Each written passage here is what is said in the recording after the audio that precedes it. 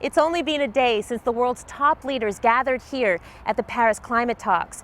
But today, the real showstoppers have been emerging economies and developing nations. First, the Climate Vulnerable Forum, which represents the most climate-threatened nations in the world, announced its member countries will transition to 100% clean energy by 2050. Sven Harmeling from CARE International says this shows poor countries aren't waiting to be rescued. I think it sends a signal to everyone. It sends a signal to developed countries that they know they need to do more, but they're also seeing if we are not acting, others are going to just overtake us and going to be the leaders.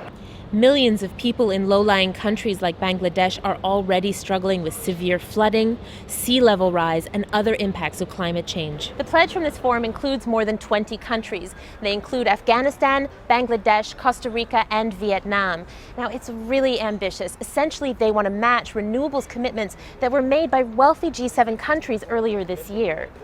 Another sunny spot on the horizon. After Indian Prime Minister Narendra Modi arrived, he gave a boost to renewables. He joined other leaders to unveil a major solar alliance between more than 100 nations.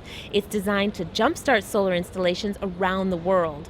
Monica Araya is a climate policy expert.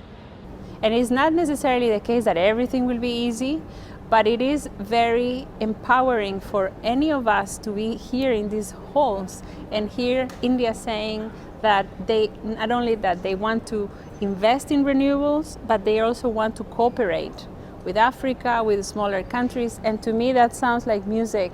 Africa's clean energy future also got a major boost. African nations announced a target of producing 300 gigawatts of power from renewable sources by 2030. That's nearly double the energy from all sources that the entire continent generates right now. Among the hard numbers and financial facts, there were also impassioned voices reminding us big announcements made inside the conference will affect millions of people outside these halls. Eunice Andrada is a poet from the Philippines, one of the countries in the Vulnerable Climate Forum. And we're bringing the stories of these vulnerable communities to these pivotal negotiations. We're bringing the human perspective to balance out these hard statistical facts that people from the outside of these negotiations can't connect to right away. Let this be the beginning of us rising.